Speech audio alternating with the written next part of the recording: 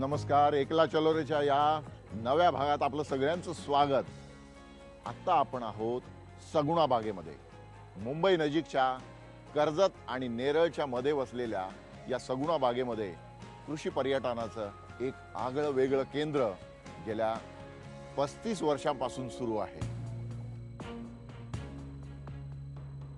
कृषी आणि ग्रामीण जीवनाचा वेगळा आनंदानुभव देणारी ही संकल्पना अमेरिकेतून आलेल्या शेखर भडसावळे आणि त्यांच्या सुविद्य पत्नी अनुराधा भडसावळे यांनी सुरू केली होती.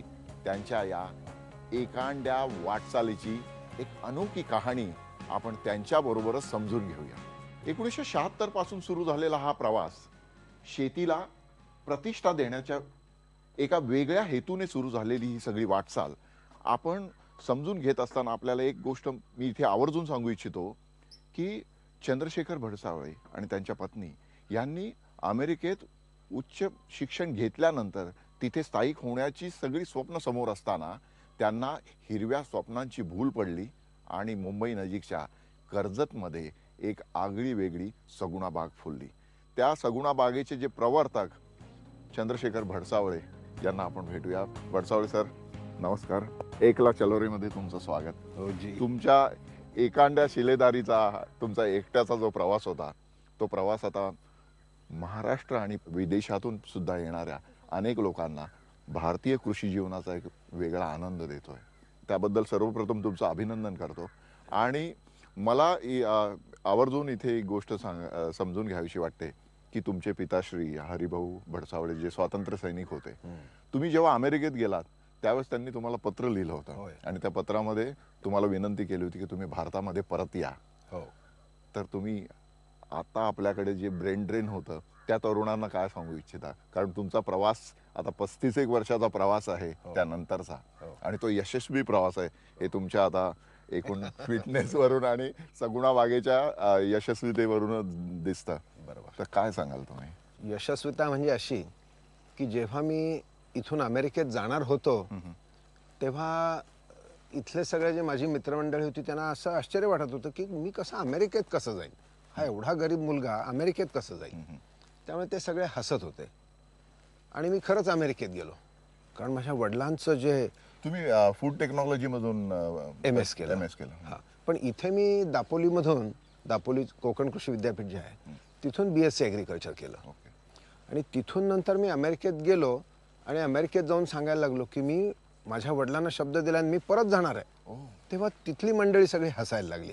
तिथली मंडळी टिंगल करत होती आणि मी तिथून सुद्धा खरंच आलो परत. आणि 1976 साली ज्या दिवशी मी माझ्या मित्रांना सांगितलं तेव्हा सगळे धावत आले माझे मित्र. अरे काय म्हणे तिथे इंडिया आहे, इमर्जन्सी आहे, तिथे कुठे चालला? ते त्यावेळेस आणीबाणी लागलेली होती. फार भयंकर आहे म्हणे, तिकडे जाऊ नकोस. तेव्हा मी त्यांना सांगितलं होतं की ही जी अमेरिका आहे ती ह्या अमेरिकन लोकांनी त्यांच्यासाठी तयार केलेली अमेरिका आहे. बरोबर. फार सुंदर आहे, ही लोक फार छान आहेत, पण ही त्यांनी त्यांच्यासाठी केलेली अमेरिका आहे. ही अमेरिका मला नको, मी माझी अमेरिका निर्माण करीन. खरंच तुम्ही कॅलिफोर्नियामध्ये होतात आणि आमच्या राज्यामध्ये अनेक मुख्यमंत्री होऊन गेले. त्यांनी सातत्याने कोकणचा कॅलिफोर्निया करू अशी स्वप्न लोकांना दाखवली. पण तुम्ही कॅलिफोर्नियातून आल्यानंतर या कर्जत नजीकच्या 50 एकराच्या तुकड्याला कॅलिफोर्नियापेक्षाही सुंदर बनवलेलं आहे. हो, आता कॅलिफोर्नियाच्या लोकांनी म्हणायला सुरुवात करायला पाहिजे होय की कॅलिफोर्नियाची सगुणा बाग करूया. वा. तुम्ही जेव्हा पहिल्यांदा हा प्रकल्प सुरू केला तेव्हा इथे काहीच नसणार, ओसाड सगळी जागा असेल. हो, नुसते काटे कुठे कचरा. कसा तो म्हणजे तो अनुभव काय होता? तो अनुभव म्हणजे there was no second thought. दुसरं काही विचारच नव्हता, ध्येय एकच होतं. म्हणजे इथे मला बऱ्याच गोष्टी प्रत्यक्षात माझ्या जीवनात आलेल्या दिसतात. म्हणजे अर्जुनाच्या डोळ्याकडे लक्ष ठेवून आपल्याला खरंच तो फक्त अर्जुनच करू शकतो का? तर बिलकुल नाही. सर्वसाधारण प्रत्येक जण, शेखर सुद्धा करू शकतो. की ज्या वेळेला लोक सगळे आमच्याकडे बघून हसत होते किंवा ज्या वेळेला आमच्याकडे तुमच्यासारखे पाहुणे आले तर 4 सारखे पेले नव्हते पाण्याचे किंवा 4 सारखे चहाचे कप नव्हते, अशा परिस्थितीतनं ह्या सगळ्याची सुरुवात झाली.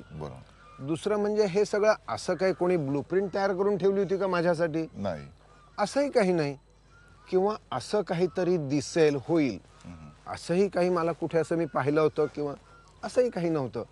फक्त ध्येय एवढं होतं. मला वाटतं तुम्ही जेव्हा हे काम सुरू केलं तेव्हा ऑस्ट्रेलियामध्ये ॲग्रो टुरिझमची संकल्पना आली होती. बरोबर बरोबर बरोबर. अगदी आणि भारतामध्ये तर हे काहीच नव्हतं तेव्हा. हो हो. तर तुम्ही तो प्रयोग कधी समजून घेतला त्या काळामध्ये?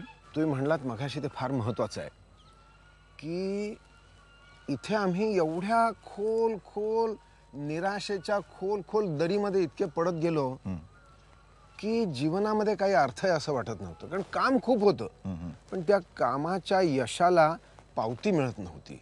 आणि ती पावती म्हणजे प्रतिष्ठेची पावती असते. साधारणतः शेतकऱ्याचा संघर्ष प्रतिष्ठेसाठीच असतो. ॲब्सोल्युटली. म्हणजे आता ज्या शेतकऱ्यांच्या आत्महत्या होतात सातत्याने म्हटलं जातं की तो कर्जापायी आत्महत्या करतो किंवा आणखीन कुठल्या कष्टापायी आत्महत्या करतो किंवा निसर्गाने त्याच्यावर अवकृपा केली. मला तर वाटतं निसर्गाची अवकृपा हा शेतकऱ्याच्या म्हणजे जगण्या मरण्याचा अविभाज्य घटक आहे. ॲब्सोल्युटली. आणि पिढ्यानपिढ्या आम्ही ते सगळं करत सोसतच आलो. पण तुम्ही जे म्हणालात की प्रतिष्ठेची लढाई, अगदी. आणि ही प्रत्येक माणसाला अन्न वस्त्र निवारा त्याच्या अगोदर प्रतिष्ठा पाहिजे. आणि ती प्रतिष्ठा मला काल जेवढी मिळाली किमान तेवढी आज किंवा कणभर त्याच्यापेक्षा जास्त ही सतत वाढती राहिली पाहिजे. कमी होता कामाची नाही. कमी झाली आणि कमीपणामध्ये सातत्य जर आलं तर माणूस भयंकर निराश होतो आणि तो ह्या जीवनाला कंटाळतो. तेव्हा प्रतिष्ठा फार महत्त्वाची आहे. ती शेतकऱ्याला मिळत नाही. आणि आम्ही तर मी आणि माझी पत्नी अनुराधा आम्ही दोघं जण अत्यंत प्रतिष्ठित जगातनं इथे आलेलो होतो. अमेरिकेतून भारतात आलो. हो. आणि आम्हाला असं वाटत होतं की आम्ही आता हिरो बनायला पाहिजे. आर्थिकदृष्ट्या नाही परंतु आम्ही काहीतरी एक चांगलं काम करू इच्छितो. आमच्या बरोबर विदेशातून भारतात परत आलेले आहात, अमेरिकेतून तिथली सुखस्वप्न सोडून आपल्या भूमीत आलेला आहात, तर थोडी तरी प्रतिष्ठा पाहिजे असं तुम्हाला नाही नाही वाटतं? तसं म्हणून सुद्धा नाही. मग आमच्या जवळ काहीतरी दृष्टी आहे. आमच्या टीम जवळ किंवा आमच्या ह्या सगळ्या काहीतरी वेगळी दृष्टी आहे. ह्या ग्रामीण भागाला पुढे नेण्यासाठी, ह्या ग्रामीण भागामध्ये काहीतरी करण्यासाठी. आणि मग ते काम करत असताना निदान त्रास नको, अडचणी नको. आणि ते काम करत असताना पुढे जाण्यासाठी तो जो ग्रुप आहे तो पुढे नेण्यासाठी आपण कसं नेऊ शकू याच्यामध्ये समाजाने, याच्यामध्ये शासकीय लोकांनी, याच्यामध्ये हे जे सगळे वेगवेगळे इन्स्टिट्यूशन्स आहेत यांनी सगळ्यांनी मला आणि माझ्या टीमला सपोर्ट करावा. एवढी साधी अपेक्षा होती. पण प्रत्यक्षात त्याच्या अगदी उलट होत होतं. संपूर्ण समाज अगदी इथल्या स्थानिक लोकांच्या पासून सगळ्या जणांनी खूप त्रास दिला. म्हणजे आम्ही शेतात काहीतरी प्रयोगादाखल काहीतरी लावायचं त्याच्यामध्ये गुरंढोरं घालायची. अरे अगदी. किंवा तिथे वणवा पेटवून द्यायचा किंवा ते उपटून फेकून द्यायचं. आणि असं सगळं जे होतं हे किती काळ चाललं? हे थोडं नाही 10 वर्ष चाललं असं. बापरे. हो. आणि 10 वर्षाच्या शेवटी आम्ही जीवनाला कंटाळून गेलो. म्हणजे असं इच्छाच नव्हती. मग पुढे काय कशासाठी? माझी आई सांगायची की तू ह्यांचं म्हणजे माझ्या वडिलांचं ते अख्ख्या जिल्ह्याचे काका होते. बरोबर आहे. तू काकांचं ऐकू नकोस म्हणे, तू इथून पळून जा अमेरिकेला. कारण आईच तिला तिच्या म्हणजे तुमच्या वेदना तिला पाहत नव्हत्या. तिला त्या कळत होत्या पण तिला ते पाहवत नव्हतं. मग पण कसा काय देवानी मला इथे रुजवून ठेवलं माहिती नाही. पण इथेच राहिलो. हे सगळं करत असताना ज्या वेळेला अगदी शेवटची निराशा झाली त्यावेळेला एक मोठा साप विषारी आमच्या घराच्या पायरीवर आला. पायरीवर आल्यावर मी त्याला बंदुकीने मारला आणि तो सगळा रक्तबंबाळ झालेला साप पाहून मला फार वाईट वाटलं. मी म्हणलं आपण मानसिक फार वाईट, आपली परिस्थिती फार कठीण आहे. बरोबर. त्या सापाला मारायला नको होतं. आणि तेव्हा ठरवलं की आता इथून पुढे साप मारायचा नाही. आणि साप मारायचा नाही झालं. 10-15 दिवसामध्येच मोठा नाग आला समोरच्या शेतात. तो नाग पाहिल्यावर म्हणलं आता ह्याला पकडायचं. पकडला, हाफकिन इन्स्टिट्यूटमध्ये नेऊन दिला. तुम्हाला त्याचं प्रशिक्षण घेतलं होतं तुम्ही?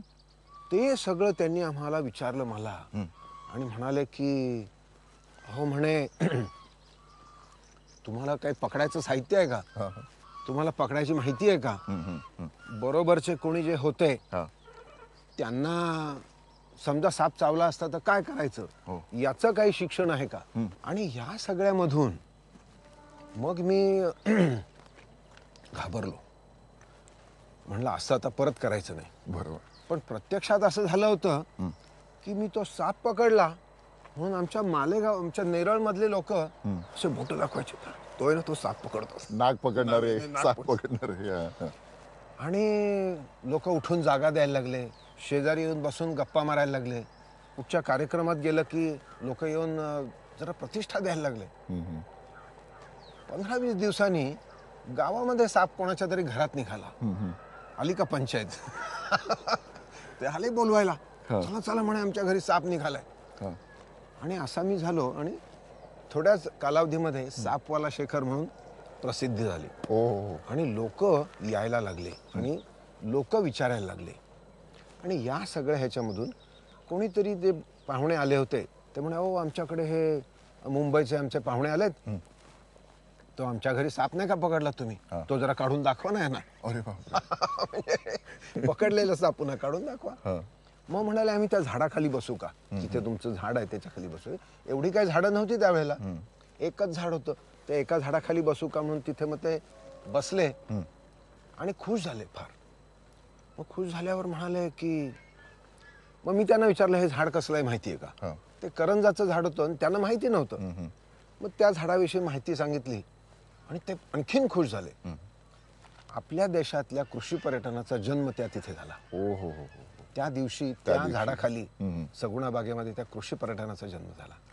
म्हणजे कृषी पर्यटनामुळे ग्रामीण जीवनात काम करणाऱ्या व्यक्तीला प्रतिष्ठा मिळते, ही अत्यंत महत्वाची गोष्ट आहे. आणि हे परत सिद्ध आम्ही म्हणजे झालं ते आपोआप. कारण त्याच्यानंतरच्या पुढचे 4 वर्ष आमच्याकडे येणारे पाहुणे, ज्या वेळेला पुन्हा तुम्हाला सांगितल्याप्रमाणे की आमच्याकडे 4 सारखी ताटं नव्हती, 4 सारखे पेले नव्हते पाहुण्यांना देण्यासाठी, त्यावेळेला आम्ही ह्या पाहुण्यांच्याकडनं पैसे घेत नव्हतो. कारण स्वातंत्र्य सैनिक आणि समाज सुधारकाच्या मुलांनी पैसे कसे घ्यायचे पाहुण्याकडनं, बरोबर. म्हणून आम्ही पैसे घेऊ शकत नव्हतो. आणि पैसे न घेता ही ऍक्टिव्हिटी चालू राहिली. आणि मग माझ्या एका शिक्षकांनी, माझे कॉलेजमधले प्रोफेसर, त्यांनी मला एक छोटंसं पुस्तक दिलं, ॲग्रो टुरिझम इन ऑस्ट्रेलियाची पुस्तिकाच होती ती. आणि म्हणलं कृषी ॲग्रो टुरिझम, आणि ॲग्रो आणि टुरिझमच्या शब्दाचा मग कृषी आणि पर्यटन हा शब्द सापडला. आणि तेव्हा त्याची व्याख्या सापडली ती अशी, स्वतः शेतकऱ्याने आपल्या फळत्या फुलत्या शेतावरच आयोजित केलेलं आनंददायी शिक्षण व मौज यांचा सहज सुंदर मिलाफ म्हणजे कृषी पर्यटन. तेव्हा स्वतः शेतकरी पाहिजे, तो ऍक्टिव्ह पाहिजे, त्याची फळती फुलती शेती पाहिजे. आता दिसते का तुम्हाला, इथे फळती फुलती शेती आहे, तिथे पाण्यामध्ये मासे आहेत, शेतामध्ये वेगवेगळे पिकं आहेत. तेव्हा फळती फुलती शेती पाहिजे. आणि मग ही फळती फुलती शेती जेव्हा मी पाहुण्याला दाखवतो त्यावेळेला मला प्रतिष्ठा मिळते. बरोबर. आणि पाहुण्याला आनंद मिळतो. आणि पाहुण्याला आनंद, म्हणजे पाहुण्याला आनंद मिळाला की आपोआप मला मिळते प्रतिष्ठा. माशामध्ये एक सगळ्यात महत्वाचं असं आहे की मासा, समजा आता ह्या तळ्यामध्ये आता 1000 किलो मासे आपले तयार आहेत, आज विक्रीसाठी तयार आहेत. पण ते काय आपल्याला आज विक्री करायची गरज नाही. तुम्ही ते 50-100 किलो काढून जसं हवं तसं जेवढ्याला आपल्याला खात्रीशीर चांगली किंमत मिळेल, बरोबर, तेवढेच काढायचे, बाकीचे सोडून द्यायचे.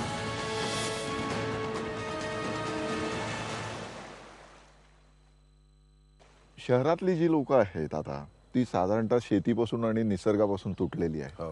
त्यामुळे असेल कदाचित गेल्या 10-15 वर्षामध्ये कृषी पर्यटनाची अनेक केंद्र महाराष्ट्रात सुरू झाली.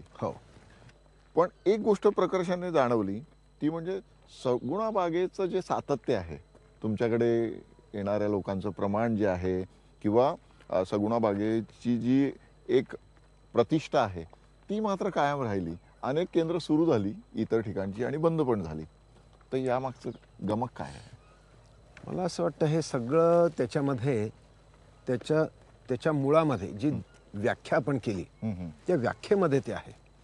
म्हणजे फळती फुलती भाग पाहिजे, शेती अगोदर पाहिजे, कृषी अगोदर पाहिजे आणि मग पर्यटन.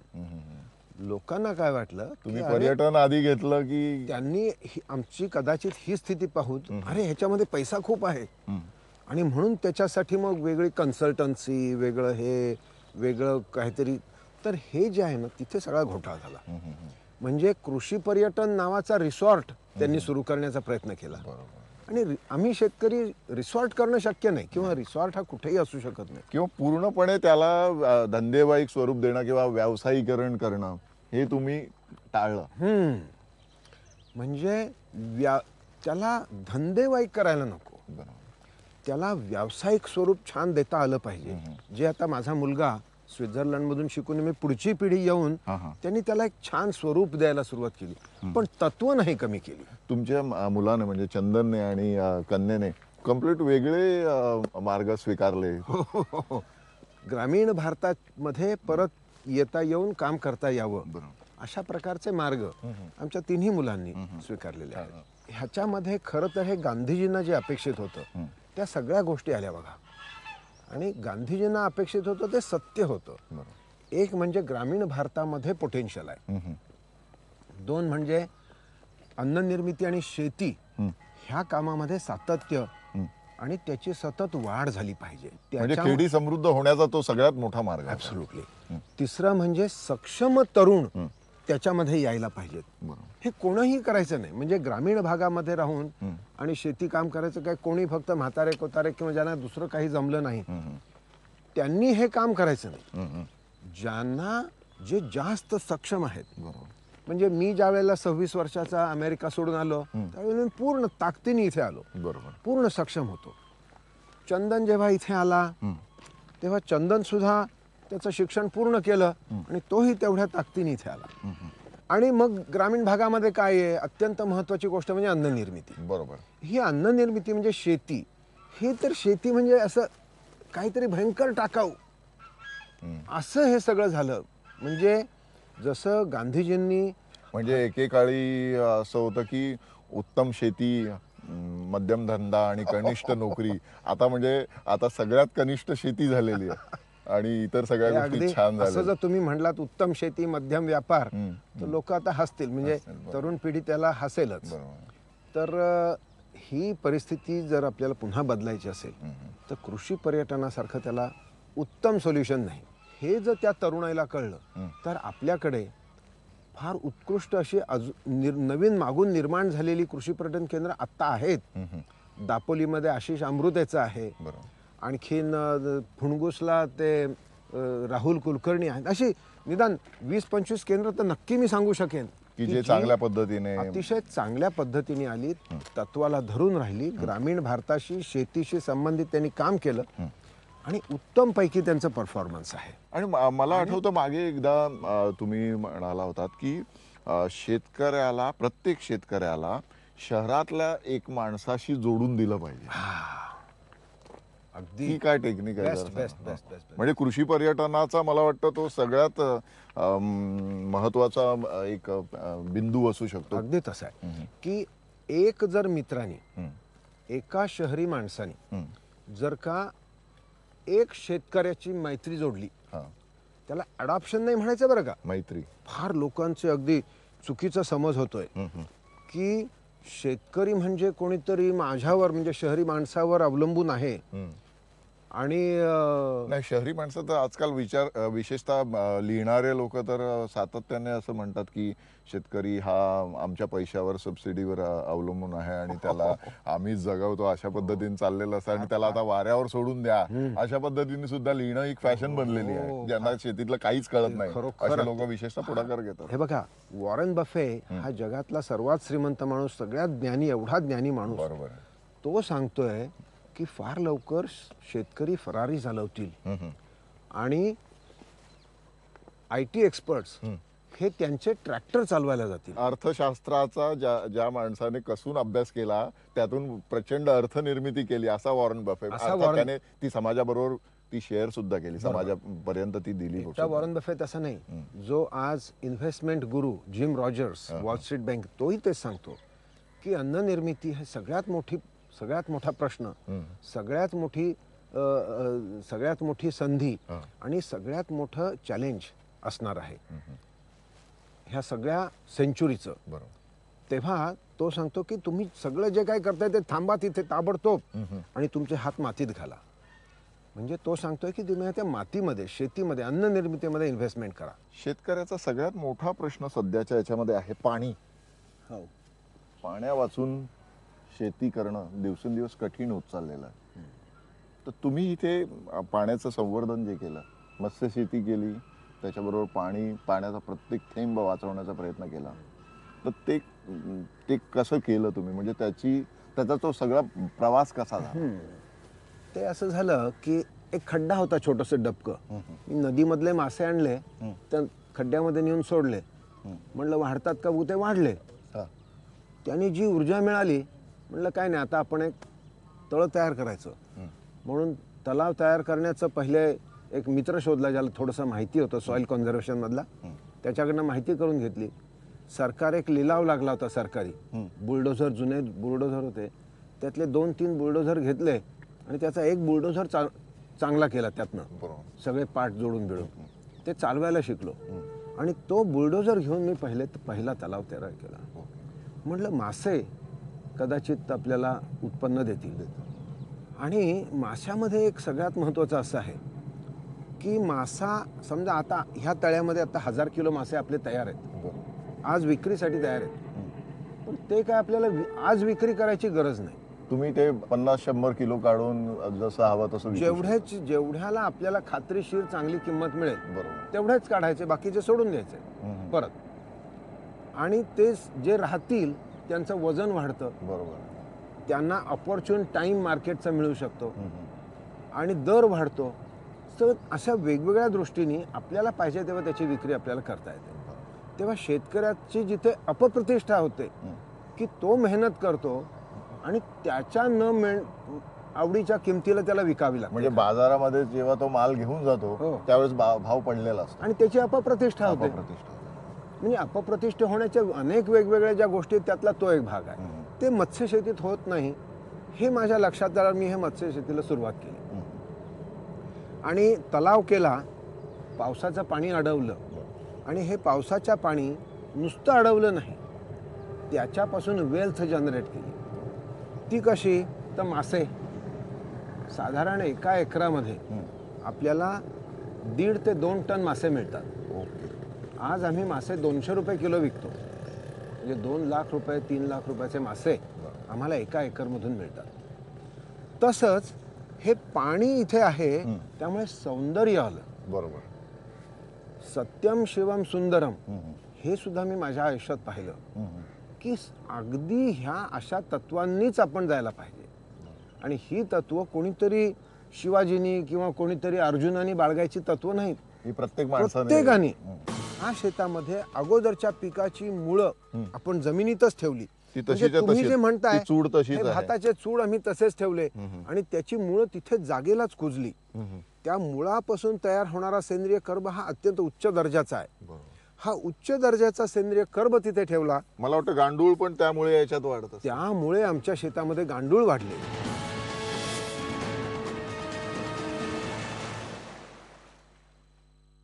मी वाचलं एका ठिकाणी की मातीचा 6 इंचाचा थर तयार होण्यासाठी काहीशे वर्ष लागतात. हजार वर्ष लागतात. इथे तुम्ही मगाशी म्हणालात की तुम्ही मृदसंधारणाचा म्हणजे मातीचं आरोग्य अधिक चांगल्या पद्धतीने जपण्याचा प्रयत्न केलेला आहे.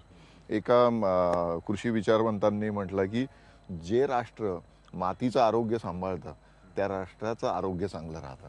अगदी खरं आहे. तसं आपल्याकडची जुनी माणसं सांगत असत की असं आहे की म्हणे आम्ही जुन्या काळी खाल्लेलं आहे. जुन्या काळचं जे आहे, जुन्या काळचं म्हणजे माझे वडील वगैरे नेहमी सांगतात की आम्ही त्या काळचं सकस म्हणजे त्या काळी आपण जमिनीवर एवढे अत्याचार करत नव्हतो, मातीवर भयंकर असे अग्रेसिव्ह नव्हतो. बरोबर. असं म्हणायचे डोंट स्क्रॅच अर्थ. तर खूप जास्त आपण जर का मातीवर मशिनरी चालवली तर ह्याच्यामध्ये खरं तर त्याचा आपल्याला काहीतरी फायदा होण्यापेक्षा आपण नुकसान जास्त करतो. आणि उदाहरणार्थ असं आहे की आता हे आम्ही नवीन जे तंत्र शोधलेलं आहे, SRT जे SRT. तुमचं तंत्र सध्या गाजतंय, हो. जगभरामध्ये त्याची दखल घेतली गेलेली आहे. सगुणा राईस तंत्र. तंत्र. सगुणा राईस तंत्रामध्ये असं आहे की जमीन कधीच नांगरायची नाही. राईस म्हणजे भाताशी संबंधितचा शेतकरी म्हणजे जगाच्या पुढे काय महत्व, काय चित्र असतं, वाकलेला, गरीब आणि चिखलात आणि डोक्यावर काहीतरी घेतलेलं आहे, असा तो म्हणजे भाताचा शेतकरी. आवणीसाठी तो ज्या पद्धतीने काम करतो पाण्यामध्ये, मला ठाऊक आहे की त्याच्या पायाची किती चिखल्या होतात. आम्ही नंतर आजारी पडतो सगळे. इथून पुढे भाताच्या शेतकऱ्यांनी चिखलणी करायची नाही आणि लावणी पण करायची नाही. म्हणजे चिखल जेव्हा आपण करतो, बरोबर, शेतकरी कोकणामधला किंवा भाताचा शेतकरी जगात कुठेही, तेव्हा वरून पाऊस पडत असतो, बरोबर, आणि मग शेतातनं बाहेर काय जातं, माती, चिखला बरोबर, सगळी मळी वाहून जाते. आणि ही मळी आम्ही मोजली, ही 20% मळी जाते. म्हणजे 1 लिटर ते जे चिखलाचं पाणी जातं त्याच्यामध्ये 200 ग्रॅम किंवा 200 ml 200 मिलीलिटर ही मळी वाहून जाते. आता 200 मिलीलिटर 1 लिटर मधून जाणं, एवढी काय आपण परत शेताला देत नाही. मग एवढी सातत्यपूर्वक जर वाहून गेली, आणि त्याच्यामध्ये आता हल्ली तर आपण ट्रॅक्टर, पॉवर टिलर वापरतो, गर गर गर गर गर चांगला मस्त चिखल झाला पाहिजे असं म्हणतो शेतकरी. मस्त चिखल होतो, पण तो मस्त चिखल जेव्हा होतो तेव्हा खडे खडे खाली बसतात आणि मळी मळी वाहून जाते. म्हणजे इतकी मळी वाहून जाते. आता या शेतामध्ये आपण, सूर्यफूल आहे ना, हे सूर्यफुलाचं पीक आहे. आणि तुमच्या डोळ्याला कसं, मला तर गंमत वाटते की भाताचं चूड अजून तशी आहे आणि त्याच्या जोडीला सूर्यफूल सुद्धा. हे सूर्यफुलाचं जे पीक आहे हे 7वं पीक आहे या शेतामध्ये. 7वं पीक. आणि आम्ही जमीन अजून नांगरलेली नाही. किती वर्ष झाली?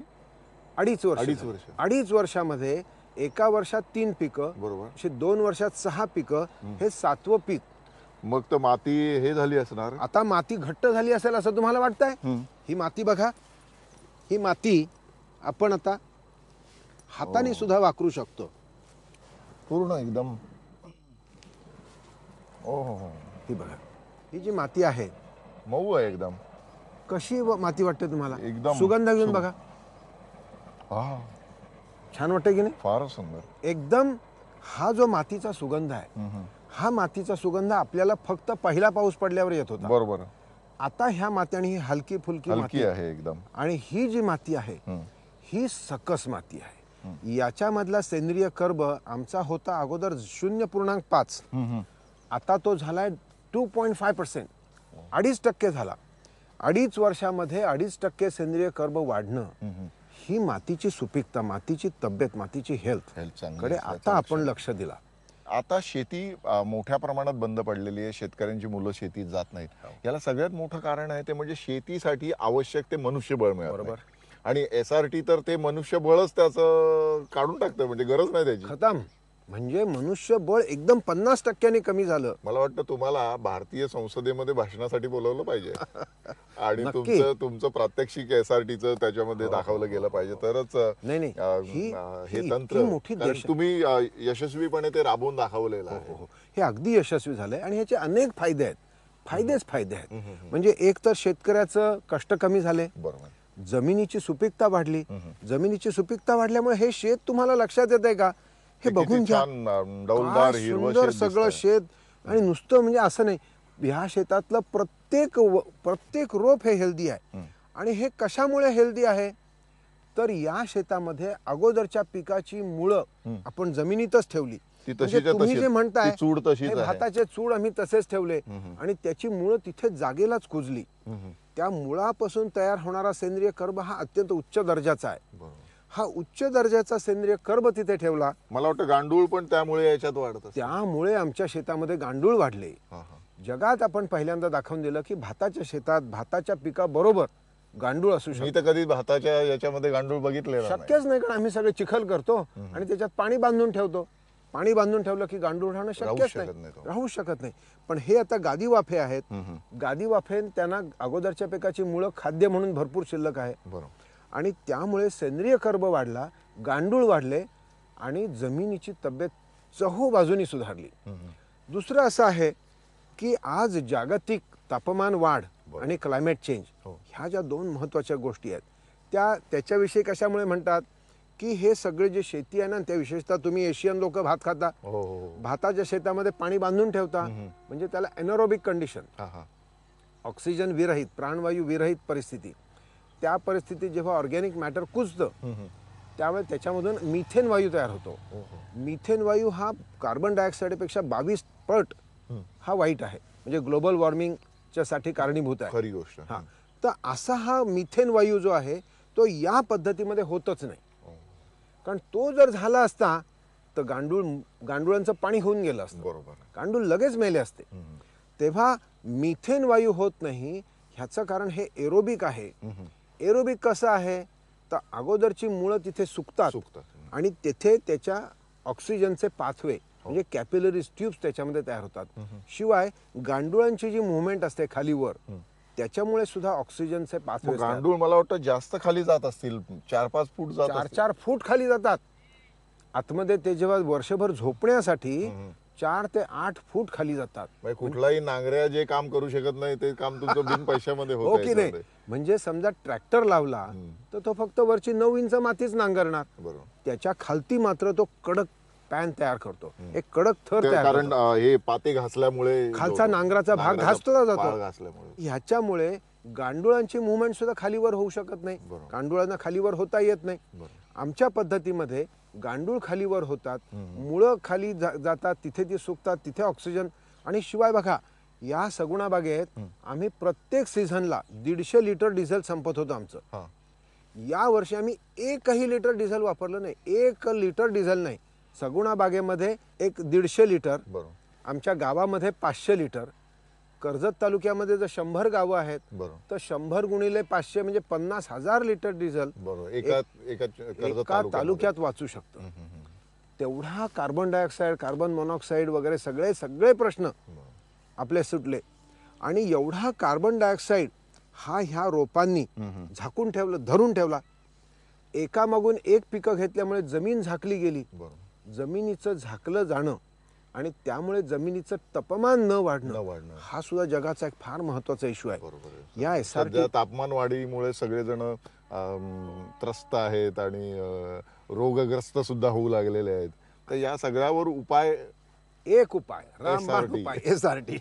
शेतकऱ्याला स्वावलंबी करण्यासाठी, शेतकऱ्याला बळ देण्यासाठी तुम्ही तुमच्या प्रयोगांमधून, म्हणजे हे तुम्हाला, मला असं वाटतं की प्रत्यक्ष प्रयोग करत गेल्यामुळे त्यातून ही कल्पना सुचली असावी. अगदी अगदी अगदी.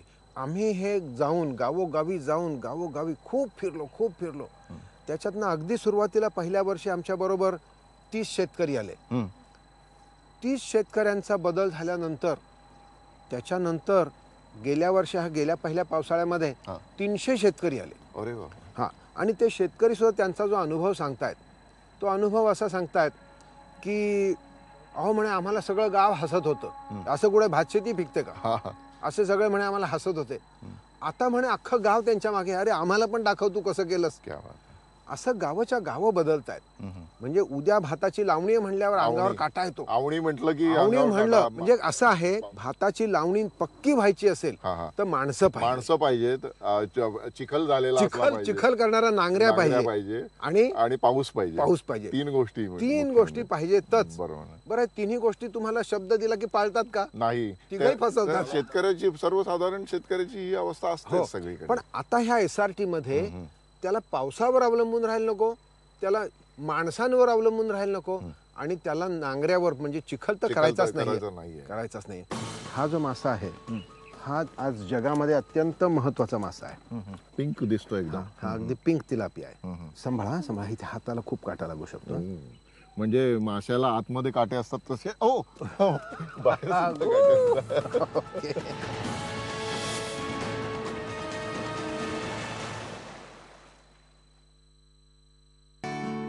हात लावता पंख फाटती, दोरा बांधिता पाय फुटती, तरी घरी मग सांगाया जाती, दूर तयांची घरे, मुलांनो उडती फुलपाखरे.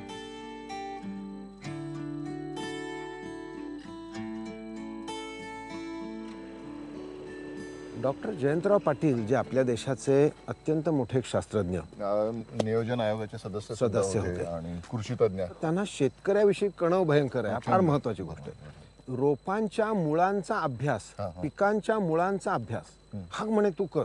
म्हणलं ठीक आहे दादा, म्हणलं मी त्याच्यावर प्रयोग करतो. आणि हा प्रयोग आम्ही एक फार सुंदर केलाय बघा. त्याच्यासाठी ह्याच्यामध्ये आम्ही वेगवेगळी पिकं लावून वेगवेगळ्या पिकांच्या मुळांमुळे जमिनीची सुपीकता कशी वाढेल ओके आणि त्याचा भाताच्या पिकावर काय परिणाम होईल हे आम्ही त्याचा इथे अभ्यास करायला सुरुवात केली. वेगवेगळी पिकं दिसत आहेत त्याच्यामध्ये. हे इथे कोबी आहे, बरोबर, वाल आहे, पालेभाजी आहे, सोयाबीन आहे, चवळी आहे, हरभरा आहे आणि मका आहे. हा 7 पिकांचा एक ब्लॉक आहे. याच्या नंतर काय पीक घ्यायचं हे सुद्धा ठरलेलं आहे. आणि पावसाळ्यामध्ये मात्र भात येणार. आणि हे रुटीन जे आहे हे या शेतामध्ये पुढची 3 वर्ष जसंच्या तसं परत रिपीट होणार. तेव्हा भाताच्या उत्पादकतेवर काय परिणाम होतो, जमिनीच्या ऑर्गॅनिक कार्बन मध्ये काय परिणाम होतो आणि ओव्हरऑल शेतकऱ्याच्या उत्पन्नामध्ये काय परिणाम होतो किंवा त्याला हरभरा इकडचा जास्त प्रमाणात खाल्ला जातो. बरोबर आहे. म्हणजे विक्री करायला काय सोपं आहे ते पण तो बघेल. अशी वेगवेगळ्या गोष्टी बघेल. शेतकऱ्याच्या प्रत्येक याचा कोबी असेल किंवा चवळी असेल किंवा सोयाबीन असेल, प्रत्येकाचा पोत वेगळा झळाळून दिसतो, म्हणजे नजरेत भरावा असा दिसतोय. इथे तुम्ही कृषी प्रशिक्षण कार्यशाळा सुद्धा ऑन एन ऍव्हरेज आठवड्याला मी म्हणतो 100 शेतकरी सिरियस तर येतातच आहे.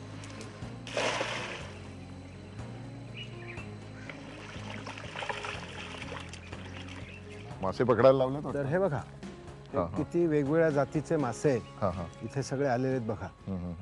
हा कोणता आहे? हा तिलापिया जातीचा मासा आहे. तिलापिया.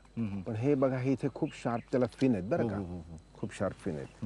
आणि हा जो मासा आहे हा आज जगामध्ये अत्यंत महत्वाचा मासा आहे. पिंक दिसतो एकदम. हा अगदी पिंक तिलापिया आहे. सांभाळा सांभाळा, इथे हाताला खूप काटा लागू शकतो. म्हणजे माशाला आतमध्ये काटे असतात तसे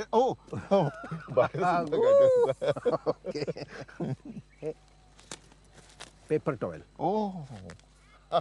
हे कोणत्या झाडाचं? ह्याचं नाव भांबुर्डी किंवा भांबुर्डीचा पाला, भांबुर्डी किंवा मारबेट्टी. हा, ह्याच्यामध्ये जो रस असतो, आता समजा इथे मत्स्य शेतीमध्ये आम्हाला कुठे पायाला काही लागलं तर हे पटकन आम्ही रस काढतो. आणि हा जो रस आहे हा रसानी जखम चटकन बरी होते. म्हणजे उदाहरणार्थ हे बघा असं हातामध्ये घ्या. इतका हा रस आहे. ह्यानी ताबडतोब जखम बरी होते, रक्त व्हायचं ताबडतोब थांबतं. तुमची पूर्ण वाटचाल बघितल्यानंतर जाणवतं, म्हणजे तुमचे वडील हरिभाऊ वडसावळे, तुमच्या पत्नी अनुराधा, आई, मुख्य म्हणजे सगुणा बागे, सगुणा तुमच्या आजीचं नाव. आणि त्यानुसार आजीच्या नावाने सुरू केलेला हा प्रकल्प तुम्ही आतापर्यंत म्हणजे साधारणतः 35-40 वर्षामध्ये सर्वसामान्य लोकांपर्यंत पोहोचवतात. आणि तुम्ही एकलेपणाने आणि एकटा चलोरेच्या ध्यासाने हा जो उपक्रम इतकी वर्ष चालवला आणि त्याला आता सर्व जगभरातून मान्यता मिळायला लागलेली आहे. तुमची Saguna rice technique, Saguna rice तंत्र हे सुद्धा आता सर्वसामान्य शेतकऱ्याला आत्मविश्वास आणि त्याला बळीराजाला खऱ्या अर्थाने बलवान करणारं ठरावं अशा शुभेच्छा देतो. आणि एकला चलोरेच्या या भागामध्ये तुम्ही आपली सगळी वाटचाल आमच्याबरोबर शेअर केली, आम्हाला सुद्धा सांगितली आणि आमच्या बरोबरीने सर्व लोकांपर्यंत ही वाटचाल जात आहे. त्यातून अनेक तरुणांना स्फूर्ती आणि प्रेरणा मिळावी अशी आशा करतो आणि तुम्हाला तुमच्या पुढील वाटचालीसाठी धन्यवाद देतो. तुम्ही आम्हाला एकत्र आणताय, शेतकऱ्याला प्रतिष्ठा देताय. खऱ्या अर्थी खरंच ही तुम्ही दिलेली फार मोठी प्रतिष्ठा आहे शेतकरी समाजाला. तर त्या सगळ्याबद्दल खूप धन्यवाद आहे.